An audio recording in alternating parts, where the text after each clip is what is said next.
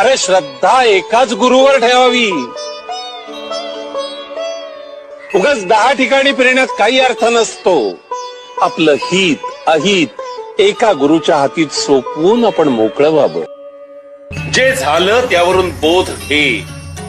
अरे कुणाच्याही शब्दावर विश्वास ठेवायचा नसतो.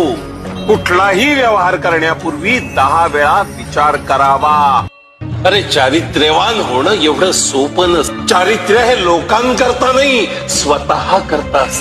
आपण 4 चौघात असताना जो संयम बाळगतो, तोच संयम आसपास कुणी नसतानाही बाळगतो, तो खरा चारित्र्यवान. चारित्र्यवान माणूस आपल्या पदाचा आणि शक्तीचा कधीही गैरउपयोग करत नाही.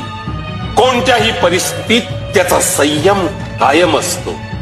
संयम ही चारित्र्यवान माणसाची ताकद